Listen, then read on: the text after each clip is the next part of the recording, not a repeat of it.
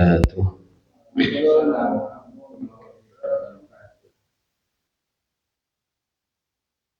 Innal hamdalillah nahmaduhu wa nasta'inuhu wa nastaghfiruh wa natubu ilayhi wa na'udzu billahi min syururi anfusina wa min sayyiati a'malina. Man yahdihillahu fala mudilla lahu wa man yudlilhu fala hadiya lahu. Asyhadu an la ilaha illallah wahdahu la syarika lahu wa asyhadu anna Muhammadan abduhu wa rasuluhu la nabiyya ba'dah. Qala Allah Ta'ala fil Qur'anil Karim, ya ayyuhalladzina amanu taqullaha haqqa tuqatih wa la tamutunna illa wa antum muslimun. Amma ba'd, fa inna asdaqal hadits kitabullah wa khairal huda huda Muhammadin sallallahu alaihi wasallam wa syarrul umuri muhdatsatuha fa inna kulla muhdatsatin bid'ah wa kulla bid'atin dhalalah wa kulla dhalalatin finnar. Ayyuhal ikhwah jamaah sekalian rahimani rahimakumullah. Alhamdulillah, segala pujian milik Allah Subhanahu wa taala. Senantiasa kita memujinya dengan lisan-lisan dan hati kita atas segala limpahan kenikmatan dan karunia-Nya yang Allah curahkan kepada kita semua, atas limpahan taufik dan hidayah-Nya, sehingga kita bisa berjalan di atas jalan tauhid, berjalan di atas jalan berittiba kepada petunjuk Nabi kita Muhammad sallallahu alaihi wasallam. Dan kita bersyukur pula kepada Allah yang telah menunjukkan kepada kita jalan ilmu, demikian juga hidayah untuk beramal, sehingga kita telah mengambil jalan dari apa yang Allah Subhanahu wa taala jadikan tujuan ketika Allah menciptakan kita semua, yaitu untuk beribadah kepada Allah Subhanahu wa taala. Dan insyaallah ta'ala kajian kita pada kesempatan sore hari ini sampai nanti menjelang iftar, kita akan meneruskan kajian kita dari pembahasan kitab Al-Ilmu Wasailuhu Wasimaruh, wasilah-wasilah diraihnya ilmu dan buah-buahnya. Maka setelah penjelasan tentang keutamaan-keutamaan mempelajari ilmu agama dari apa yang telah disebutkan di dalam banyak sekali ayat-ayat Al-Quran, maka setelahnya beliau penulis Hafizahullah Ta'ala akan menyebutkan sekian banyak dari hadis-hadis Nabi Sallallahu Alaihi Wasallam yang menjelaskan tentang keutamaan dari menuntut ilmu agama. Disebutkan oleh beliau hadis yang pertama diriwayatkan oleh Imam Muslim, Nabi sallallahu alaihi wasallam telah bersabda, "Wa man salaka tariqan yaltamisu bihi ilman sahalallahu lahu bihi tariqan ilal jannah." Di halaman yang ketujuh, Nabi SAW pernah bersabda, dan barang siapa yang menempuh suatu jalan, dia mencari ilmu dengan menempuh jalan itu, maka Allah Subhanahu wa ta'ala akan mudahkan baginya dengan dia menempuh jalan itu, jalan menuju surga. Maka dijelaskan di dalam penjelasan para ulama, makna dari sabda Nabi sallallahu alaihi wasallam ini terkandung padanya dua perkara. Dikatakan ilmu itu, yang pertama, ilmu adalah jalan menuju surga. Artinya ilmu itu secara zatnya itulah jalan menuju surga. Maka ibarat seseorang dia berusaha untuk mencari tahu suatu tempat yang dia tuju, maka tidak akan mungkin dia bisa mengetahuinya kecuali dengan bertanya dulu kepada siapa saja yang mengetahui arah menuju tempat yang dia ingin tuju. Maka sekedar pemisalan yang ada di dalam kehidupan kita di dunia ini itu perkara yang jelas sekali. Maka tidak mungkin bagi seorang hamba untuk bisa mencapai surganya Allah Subhanahu wa taala kecuali dengan ilmu. Kecuali dengan ilmu. Kalau di dunia saja kita gampang tersesat. Jika tidak bertanya kepada siapa yang mengetahui jalannya, apalagi di dalam urusan agama. Maka tentunya butuhnya kita kepada ilmu itu menunjukkan ilmu itu secara zatnya itulah thariqun ilal jannah. Itulah jalan yang menghantarkan ke dalam surga. Kemudian makna yang kedua, bahwa orang yang mencari ilmu maka sahalallahu lahu ibadah. Allah akan mudahkan baginya untuk beribadah kepada Allah Subhanahu wa taala. Karena tidak akan mungkin seorang hamba itu memahami usul-usul atau pokok-pokok keimanannya, dan itu ibadah yang paling agung. I'tiqad, keimanan itu ibadah yang paling agung. Itu ibadah yang ada di dalam hati kita.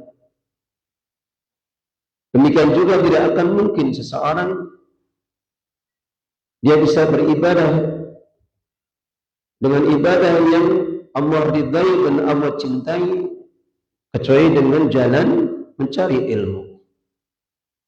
Sebagaimana di awal pembahasan di kajian sebelumnya, maka disyaratkannya seseorang itu untuk diterima ibadahnya adalah dengan mengikuti tuntunan Nabi Sallallahu Alaihi Wasallam. Maka itu sekaligus menunjukkan bahwa ilmu itu memiliki keutamaan yang besar, yaitu menjadikan seorang hamba dia bisa mengetahui bagaimana cara beribadah kepada Allah Subhanahu wa taala. Dia bisa mengetahui bagaimana cara dia beribadah kepada Allah Subhanahu wa taala.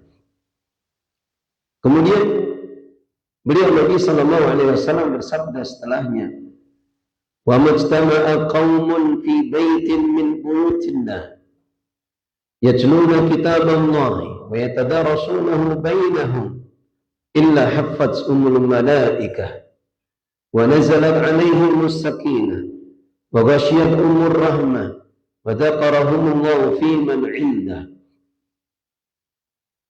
Nabi sallallahu alaihi wasallam telah bersabda, dan tidaklah satu kaum mereka berkumpul di salah satu rumah-rumah Allah Subhanahu wa taala, itu di masjid-masjid.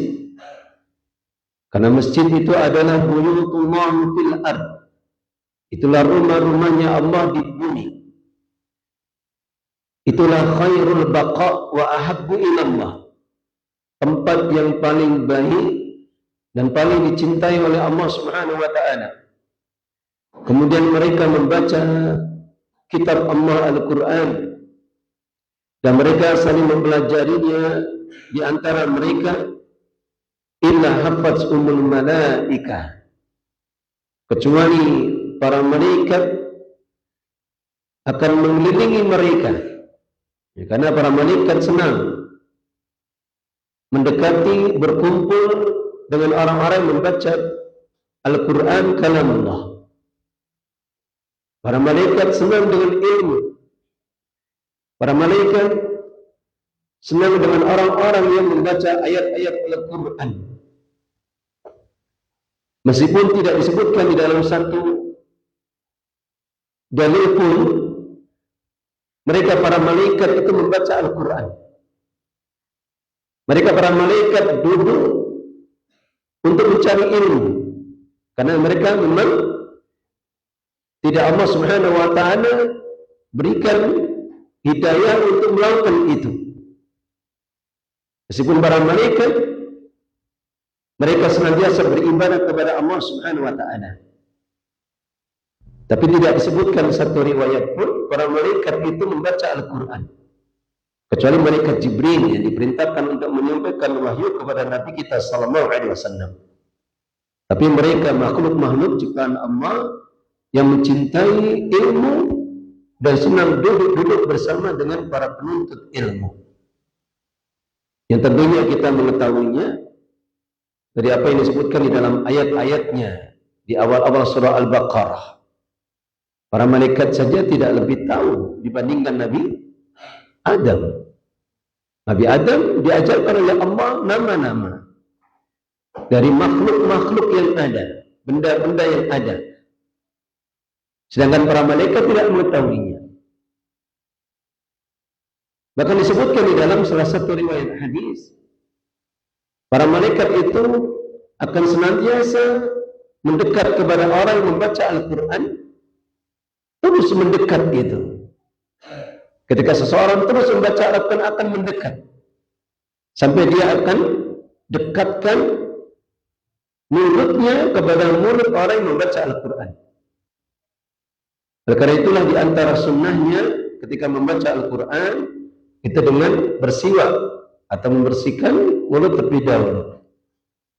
Kemudian wanazalat alaihim sakinah, dan turun kepada mereka ketenangan. Wa ghasyiyat umur rahmah, dan mereka diliputi dengan rahmat kasih sayang Allah Subhanahu wa Ta'ala.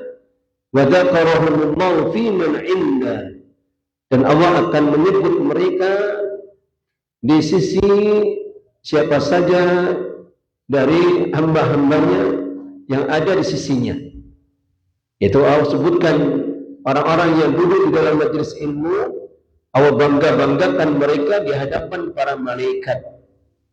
Allah membanggakan orang-orang yang duduk di majelis ilmu di hadapan para malaikat. Baik. Kemudian disebutkan di dalam hadis setelahnya, man salaka tariqan yaltamisu fihi ilman sahalallahu lahu tariqan ilal jannah. Dalam bab lafaz yang lain, Nabi sallallahu alaihi wasallam bersabda, barang siapa yang menempuh suatu jalan yang dia mencari ilmu di jalan itu, maka Allah pasti akan mudahkan baginya jalan menuju surga. Yang sudah berlalu penjelasan di awal, maka ucapan Nabi SAW memberikan dua makna. Yang pertama apa? Bahwa ilmu itu secara zatnya itulah jalan menuju surga. Kemudian makna yang kedua, bahwasanya ilmu itu akan menjadikan sebab Allah memberikan petunjuk kepadanya bagaimana beribadah kepada Allah Subhanahu wa Ta'ala. Maka setelahnya Allah Ta'ala berfirman, maka setelahnya Nabi SAW bersabda, wa innal malaikata la tada'u ajnihataha ridan li talibil ilmi, dan sungguh para malaikat mereka akan melepakkan sayap-sayapnya karena ridha, senang dengan orang-orang yang mencari ilmu. Para malaikat disebutkan di hadis sebelumnya, mereka mengelilingi orang-orang yang menuntut ilmu. Ya, karena ini perkara kegaiban, ya kita tidak akan tahu. Tapi apa yang diucapkan oleh Nabi ini pasti terjadi atau tidak? Pasti terjadi. Orang yang duduk di majelis ilmu itu dikelilingi para malaikat. Dan para malaikat juga melepakkan sayap-sayapnya karena ridha dan cintanya kepada orang yang menuntut ilmu. Kemudian Nabi SAW bersabda, wa inna talibal ilmi yastaghfiru lahu man fis samai wal ardi hatta hitanu fil ma. Dan sungguh penuntut ilmu itu akan senantiasa didoakan ampunan untuknya siapa saja yang ada di langit dan juga siapa saja yang ada di bumi. Hatta hitanu fil ma, sampai ikan yang ada di air atau di lautan. Makhluk-makhluk ciptaan Allah itu akan mendoakan ampunan untuk orang-orang yang menuntut ilmu. Dan ini tandanya makhluk-makhluk Allah itu mereka cinta kepada orang-orang yang menuntut ilmu. Sebagaimana apa yang disebutkan di dalam ayatnya, bahwa semua makhluk mereka senantiasa bertasbih kepada Allah tadinya. Mereka senantiasa bertasbih. Tidak hanya makhluk yang hidupnya, bahkan benda-benda mati semuanya bertasbih itu. Semuanya bertasbih memuji Allah Subhanahu wa taala. Apa ayatnya? Ada di dalam surah Al-Isra. Tusabbihu lahu samawati sab'u wal ardu wa man fihinna. Senantiasa bertasbih semua apa saja yang ada di langit-langit yang 7 dan di bumi dan apa saja yang ada di antara keduanya. Maka setelahnya Allah Ta'ala berfirman, wa in min syai'in illa yusabbihu bihamdihi walakinna tafqahuna tasbihahum. Dan tidak ada suatu pun makhluk kecuali senantiasa bertasbih memuji Rabb mereka. Hanya saja kalian tidak mengetahui bagaimana tasbihnya mereka. Di Al-Quran saja, kalau kita membaca di sebagian surah, maka Allah jadikan gunung-gunung, burung-burung bertasbih bersama dengan Nabi Daud. Seperti dalam surah Saba, ya jibalu awwibi ma'ahu wa tayra wa alamna lahul hadid. Wahai gunung-gunung, maka bertasbihlah bersama Daud. Demikian juga wahai burung-burung, dan kami lunakkan besi itu untuknya. Sehingga beliau bisa membuat alat-alat perang, perkakas dan sebagainya. Ini keahliannya Nabi Daud alaihissalam. Atau di dalam hadis-hadis banyak sekali. Nabi SAW pernah menyebutkan di dalam ucapan beliau. Beliau pernah mengatakan, ma labba mulabbin illa yulabbi ma'ahu asy-syajar wal hajar. Tidaklah seseorang itu bertalbiyah ketika dia sudah berihram di miqat, kemudian dia bertalbiyah labbaik Allahumma labbaik labbaik la syarika laka labbaik. Ini ucapan tauhid ini. Maka tidaklah seorang itu bertalbiyah kecuali bebatuan dan pepohonan itu bertalbiyah bersamanya. Ketika mereka mendengar orang yang bertalbiyah, mereka bertalbiyah bersamanya.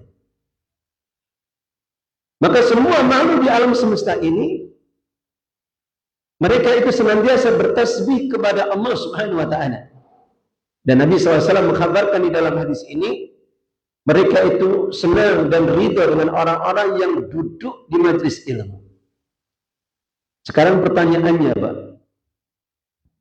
kenapa mereka makhluk-makhluk itu, binatang-binatang yang ada, itu sangat senang sekali orang-orang yang duduk di majelis ilmu? Kira-kira jawabannya apa?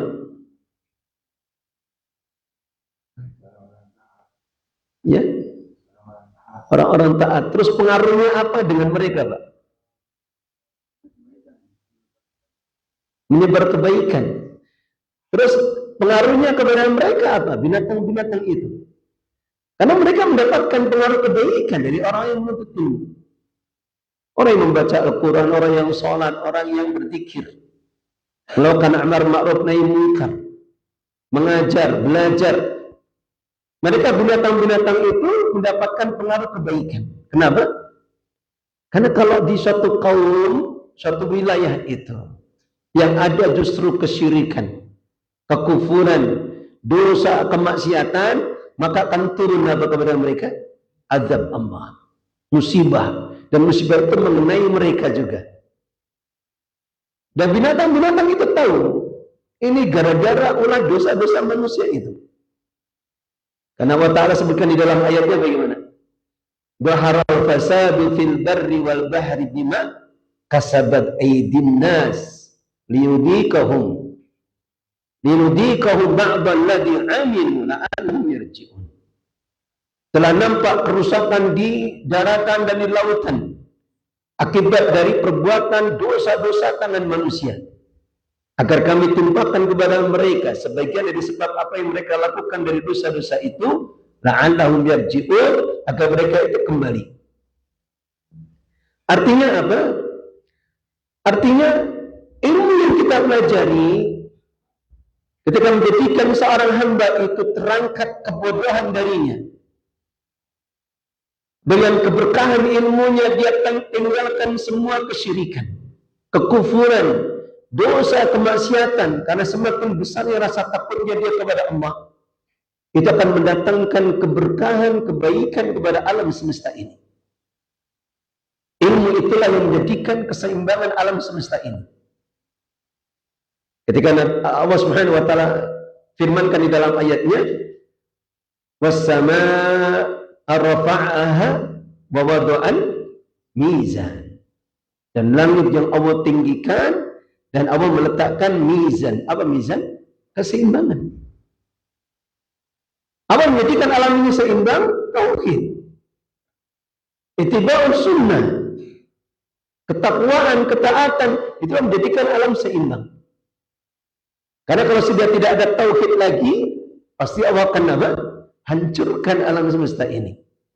Dan Nabi SAW menyebutkan di dalam salah satu hadis, la taqumu sa'ah hatta la yuqala fi qalbi 'abdin Allah Allah. Tidak akan datang hari kiamat sampai tidak dikatakan lagi di dalam hati manusia itu Allah Allah. Artinya sudah tidak ada manusia yang membaca satu ayat pun, tidak ada satu hamba pun yang bertauhid kepada Allah, maka di saat itulah Allah akan hancurkan alam semesta ini.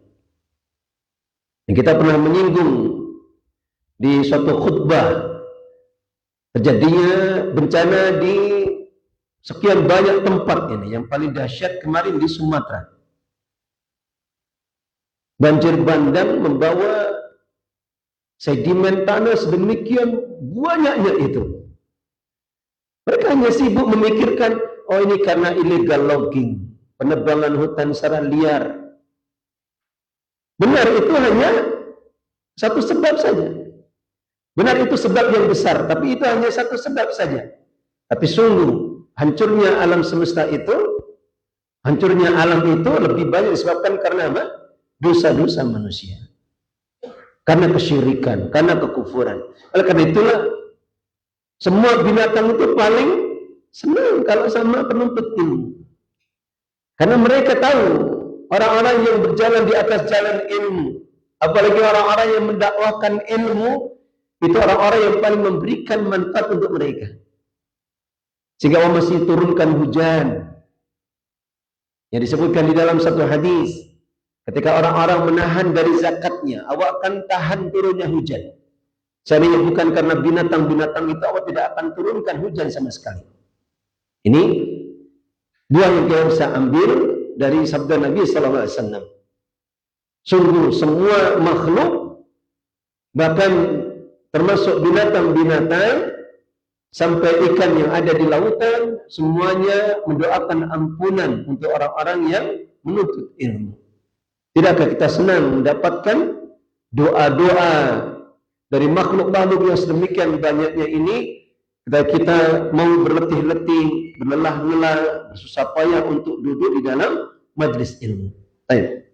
Kemudian setelahnya Allah Ta'ala berfirman, wa innal fadla al-'alim 'ala al-'abid ka fadlil qamari 'ala sa'iril kawakib. Dan sungguh keutamaan orang yang berilmu itu dibandingkan dengan orang yang beribadah, itu seperti keutamaan bulan dibandingkan dengan semua bintang-bintang. Orang yang berilmu, meskipun dia mungkin ibadahnya tidak banyak, itu jauh lebih utama dibandingkan dengan orang yang banyak beribadah tapi sedikit ilmunya. Karena orang yang beribadah tapi sedikit ilmunya, maka tidak akan terlepas dari keburukan-keburukan yang bisa menimpanya. Dari apa? Mungkin masih ada kesyirikan yang dia perbuat, atau mungkin hatinya tidak diperbaiki oleh Allah sehingga membiarkan niat-niat yang tidak ikhlas.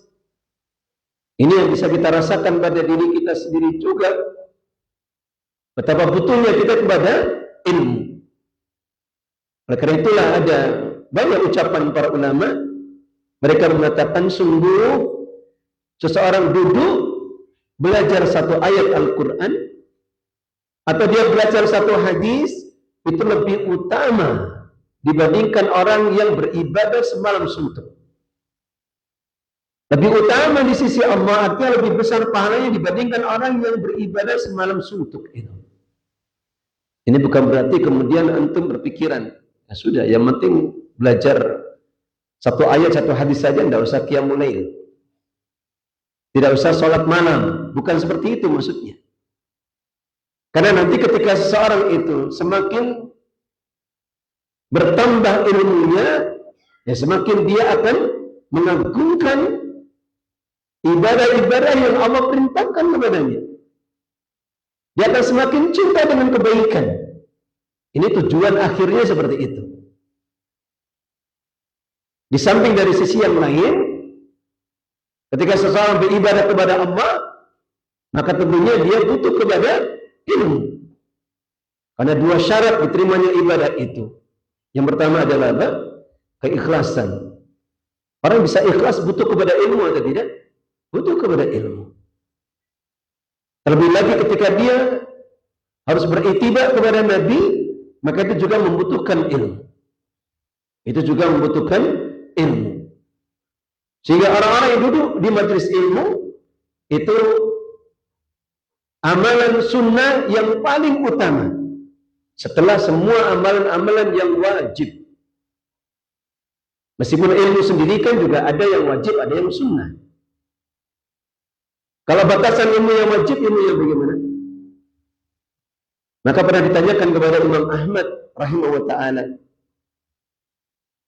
ma huwa al-wajibu alaina an nata'allam? Apa yang wajib bagi kami untuk belajar itu? Kata beliau rahimahullah ta'ala, ma la yasa'u abdu indallahi yaumal qiyamah. Itulah ilmu yang seorang hamba tidak punya udzur di sisi Allah Subhanahu wa taala pada hari kiamat. Maka itulah ilmu yang wajib. Sehingga bagi siapa yang melalaikannya maka dia berdosa. Semisal ilmu akidah, usul iman, dari rukun iman yang 6. Demikian juga ilmu tentang salat kita, tentang puasa, tentang zakat, ilmu bagaimana berakhlak, bermuamalah. Maka ketika amalan-amalan itu hukumnya wajib, maka mencari ilmu menjadi hukumnya wajib. Mencari ilmu itu hukumnya menjadi wajib. Baik. Kemudian setelahnya Nabi SAW bersabda, innal ulama'a warasatul anbiya. Sungguh para ulama, orang-orang yang berilmu itu mereka adalah para pewaris Nabi. Innal anbiya'a lam yuwarisu dinaran wala dirhaman. Sungguh para nabi mereka tidak mewariskan dinar, demikian juga tidak mewariskan dirham. Innama warasul ilma. Mereka hanya mewariskan ilmu. Faman akhadahu akhadha bihadzin wafirin. Maka barang siapa yang mengambil warisan Nabi itu, yaitu ilmu, maka dia telah mengambil bagian yang banyak. Bagi siapa yang dia mengambil warisan Nabi, duduk di dalam majelis ilmu, kemudian Allah berikan nikmat keberkahan ilmunya, maka sungguh dia telah mengambil bagian yang banyak dari warisan Nabi sallallahu alaihi wasallam. Apalagi ketika seseorang dia diberikan kefaqihan, diberikan ilmu yang cukup baginya untuk berdakwah, mengajarkan, menyedekahkan ilmunya kepada yang lainnya, maka tentunya ini lebih utama lagi. Karena mereka mengambil peran tugasnya para nabi dan para rasul. Mereka telah mengambil peran dari tugas para nabi dan para rasul.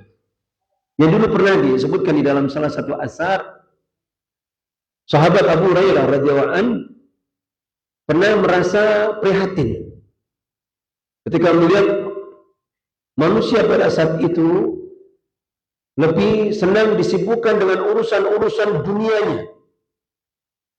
Mereka sibuk dengan perdagangannya, perniagaannya, jual beli pasar. Hingga suatu hari beliau masuk ke dalam pasar, kemudian beliau berteriak itu, "Ya masyarul muslimin, wahai kaum muslimin, sungguh sekarang ini sedang dibagi-bagikan warisan Nabi kita sallallahu alaihi wasallam." Beliau mengulang ucapannya ini berkali-kali sehingga orang-orang mendengarnya. Lalu mereka bergegas untuk pergi ke Masjid Nabawi, membayangkan ada warisannya dibagikan. Tapi tatkala mereka masuk ke dalam Masjid Nabawi, mereka hanya mendapati halaqah-halaqah ilmu. Ada seorang sahabat yang bermajlis dengan sebagian murid-muridnya di sudut yang lain, beralaqah lagi dengan murid-muridnya yang lain. Jadi akhirnya manusia kembali ke pasar, menemui Abu Hurairah radhiyallahu anhu, menanyakan mana dibagi-bagikan warisan Nabi sallallahu alaihi wasallam. Maka kemudian Abu Hurairah menasihati mereka, "Wailakum, celaka kalian. Sungguh apa yang kalian lihat, adanya majelis ilmu di sana, itulah warisan Nabi sallallahu alaihi wasallam." Itulah warisan Nabi sallallahu alaihi wasallam. Tidakkah kita senang untuk mendapatkan warisan Nabi sallallahu alaihi wasallam? Yang kadang ada sebagian di antara ikhwah yang mungkin merasa cukup dengan ilmunya, ya karena mungkin sudah alhamdulillah sudah lama ngaji, tapi kemudian tidak bersemangat untuk menuntut ilmu karena merasa sudah paham tauhid, sudah paham sunnah, bagaimana beribadah kepada Allah. Maka sungguh ilmu itu perkara yang luas sekali. Ada di dalamnya kebaikan, keberkahan. Di suatu saat kita akan dapatkan itu sesuatu yang tidak pernah kita bayangkan sebelumnya. Kita tidak pernah membayangkan sebelumnya. Contoh saja misalkan, ada sebagian di antara kita yang sampai sekarang juz amma saja tidak hafal. Maka seandainya seseorang berletih-letih, bersusah payah, dia hafalkan juz amma. Nanti sudah hafal, dia tambahkan lagi juz 29-nya. Besok lagi tambahkan lagi sedikit demi sedikit. Itu akan bisa dirasakan keberkahan di dalam kehidupannya. Dia akan merasakan hidupnya sudah berbeda itu. Paling tidak kalau kita sholat di belakang imam, kita hafal surah yang dibaca, itu kenikmatan yang luar biasa dibandingkan orang-orang yang tidak hafal. Karena sekedar menghafal juz amma saja mungkin tidak butuh waktu setahun. Apalagi ketika dia belajar bahasa Arabnya, tambah lagi diberikan kenikmatan Allah, memahami kandungan yang ada di dalam ayat-ayat Al-Quran. Tambah lagi ketika dia mendengarkan nasihat dari para ulama-ulama kita, para masyayikh. Kemudian dia diberikan nikmat untuk bisa memahami nasihat-nasihat mereka. Ini kenikmatan yang luar biasa. Maka untuk kenikmatan seperti ini, fayatanafasil mutanafisun. Hendaknya kita berlomba-lomba untuk mendapatkannya. Apakah kita tidak ingin mendapatkan kenikmatan yang lebih itu? Orang yang diberikan kenikmatan harta yang banyak saja, kalau Allah jadikan dia cinta kepada kebaikan, dia akan iri kepada orang-orang yang berilmu. Jadi kadang-kala dia gunakan hartanya untuk memudahkannya mendapatkan ilmu itu. Lihat itu, mereka yang sampai jauh-jauh mendatangi para masyayikh itu. Berangkat ke sana kadang belum bisa baca kitab itu. Sehingga dia bagi waktunya itu belajar di sana, kemudian dia urusan usahanya, bisnisnya di Indonesia itu. Karena ada di dalam hati mereka iri melihat orang-orang yang diberikan ilmu oleh Allah Subhanahu wa taala. Adapun kita kadang masih disibukkan untuk mengejar dunia, untuk mencari, mengumpulkan harta itu. Pada saat ini harta itu sudah diraih, tapi kita tidak diberikan ilmu, maka tetap saja masih ada yang kurang di dalam hati kita. Ada kenikmatan yang belum kita dapatkan itu. Baik. Kemudian di antara hadis Nabi sallallahu alaihi wasallam yang menunjukkan keutamaan ilmu, Nabi sallallahu alaihi wasallam bersabda, "May yuridillahu bihi khairan yufaqihu fid din." Barang siapa yang Allah kehendaki kebaikan baginya, Allah akan pahamkan untuknya agama. Sehingga ucapan Nabi sallallahu alaihi wasallam ini adalah dalil ukuran kebaikan yang ada pada setiap hamba. Ukuran kebaikan seorang hamba itu bukan dalam banyaknya harta yang ada di tangannya atau pangkat jabatan kedudukannya. Tapi Rasulullah SAW kabarkan kepada kita, ukuran kebaikan seorang hamba itu terletak pada apa? Kefakihan, tafakuhnya kepada agama. Yang kemudian ditafsirkan secara mafhum mukhalafah, pemahaman terbalik oleh sahabat Ibnu Abbas radhiyallahu anhuma, "Man la yuridillahu bihi khairan la yufaqihu fid din." Barang siapa yang tidak Allah kehendaki kebaikan baginya, maka Allah tidak akan pahamkan agama untuknya. Sehingga harusnya setiap diri kita itu khawatir. Ini tanda Allah menghendaki kebaikan untuk diriku atau tidak. Maka terletak bagaimana pemahaman seseorang itu kepada agamanya. Itu terletak pada bagaimana pemahaman seseorang itu kepada agamanya. Jangan seseorang tertipu magrur dengan kenikmatan-kenikmatan dunia ini sehingga dia melalaikan dari mempelajari ilmu agamanya. Allah Subhanahu wa taala telah mencela orang-orang yang menyibukkan di dalam urusan ilmu dunia, tapi mereka melalaikan dari ilmu agama. Di awal-awal di dalam surah Ar-Rum, Allah Subhanahu wa taala berfirman, "Ya'lamuna dhahiran minal hayatid dunya wa hum 'anil akhirati hum ghafilun." Mereka hanya mengetahui apa yang nampak saja dari ilmu dunia. Bagaimana cara berbisnis, berusaha, berdagang, bertani. Akan tetapi mereka lalai dari urusan akhirat mereka, atau mereka lalai dari urusan agama. Harta sendiri atau pangkat, jabatan, kenikmatan dunia, sebagaimana dijelaskan oleh para ulama yang menyimpulkan dari ayat-ayat Al-Quran maupun hadis-hadis Nabi sallallahu alaihi wasallam, itu ada dua keadaan.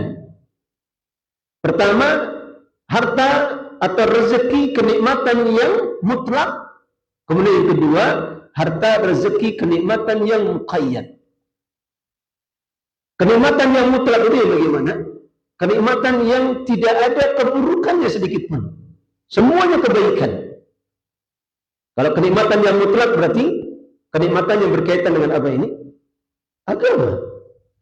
Ilmu kita, taufik hidayah Allah, bisa menghafal Al-Quran semampu kita, memahami kitab-kitab para ulama, dikokohkan tauhidnya, diteguhkan keyakinannya, maka ini kenikmatan yang mutlak, semuanya kebaikan.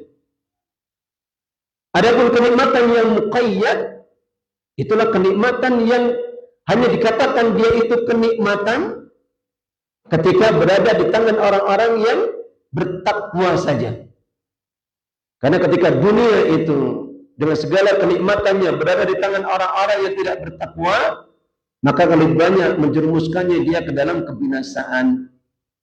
Harta kalau berada di tangan orang yang tidak bertakwa, tidak saleh, tidak berilmu, justru akan memudahkan dia untuk berbuat dosa kemaksiatan yang mendatangkan kemurkaan Allah Subhanahu wa taala. Sehingga janganlah kita tertipu dengan kenikmatan dunia ini.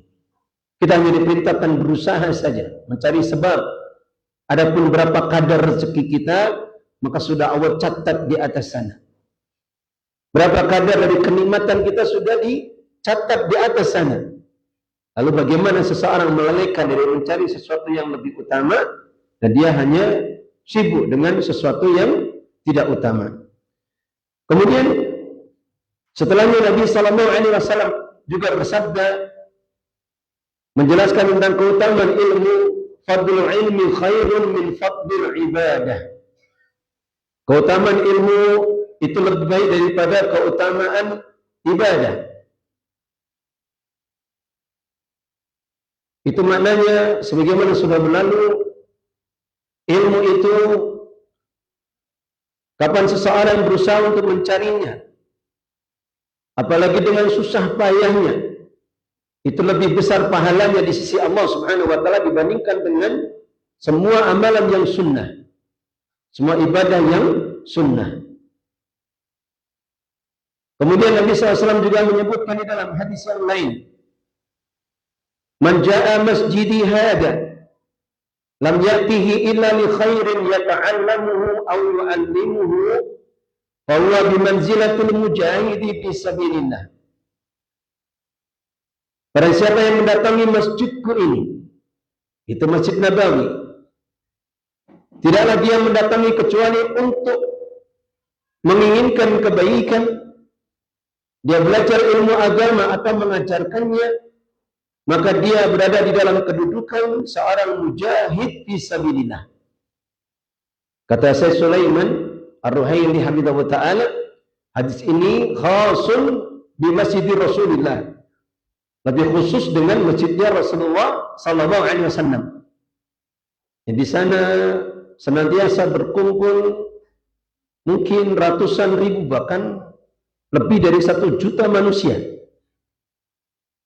Semuanya ingin beribadah kepada Allah Subhanahu Wa Taala. Dari sana juga ada halaqah-halaqah ilmu yang Allah Subhanahu Wa Taala masih jaga para ulama-ulama kibar di sana. Bagi siapa yang memiliki kesempatan untuk bisa dimudahkan ke sana, dia bisa duduk di majelis para ulama di sana. Kemudian di hadis yang lain, dan ini maknanya lebih umum, Nabi Sallallahu Alaihi Wasallam bersabda, man ghada ilal masjidi, barang siapa yang pergi ke masjid, la yuridu illa ayata'allama khairan aw yu'allimahu, tidaklah dia menginginkan kecuali untuk mempelajari kebaikan atau mengajarkannya, kana lahu ka'ajri hajjin tamman hajjatuhu, maka sungguh dia itu akan mendapatkan pahala haji yang sempurna hajinya. Hadis ini diriwayatkan oleh Al-Imam Hakim wa Tabrani dan disahihkan oleh Al-Imam Al-Albani rahimahullah ta'ala di dalam At-Targhib wa Tarhib. Orang yang duduk di majelis ilmu, mendatangi rumah-rumah Allah Subhanahu Wa Taala, akan mendapatkan pahala haji yang sempurna.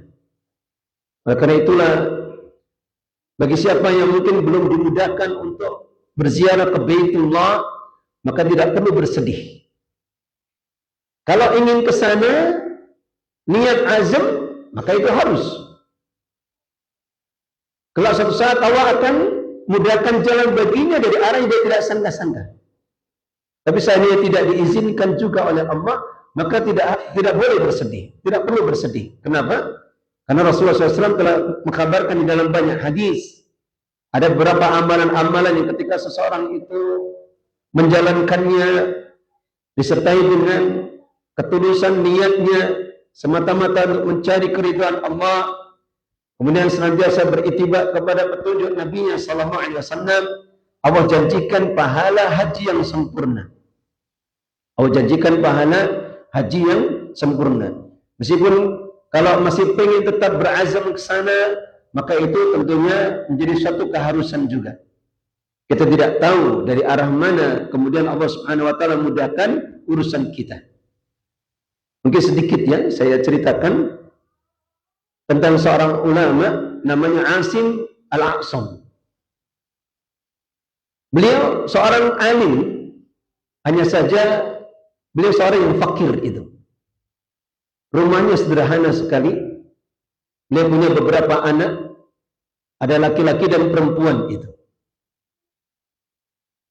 Hidupnya sederhana, kalau boleh dibilang pas-pasan itu. Karena memang para ulama itu mereka betul-betul berpegang dengan ucapan Nabi SAW. Dan itu menjadikan jiwa mereka tentram. Nabi pernah bersabda di dalam hadisnya,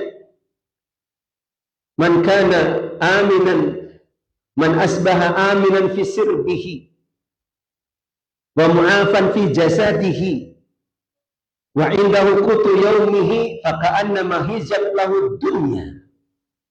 Barang siapa yang di pagi harinya dia itu merasa aman, tentram, badannya disehatkan oleh Allah, kemudian ada makanan yang dia bisa makan di hari itu, maka seakan-akan dunia itu sudah ada di dalam genggamannya. Para ulama itu kalau urusan makan, selama masih ada yang bisa dimakan, mereka masih tentram itu. Ya, karena memang hidupnya berbeda jauh sekali dengan keadaan kita ya. Mereka tidak mikir apa, rekening listrik, tidak mikir biaya sekolah anak, tidak mikir ke bidan kalau istrinya melahirkan, karena mereka biasa melahirkan sendiri. Mereka biasa melahirkan sendiri itu, dari ilmu mungkin turun-temurun yang dipelajari itu. Tidak mikirkan banyak hal itu.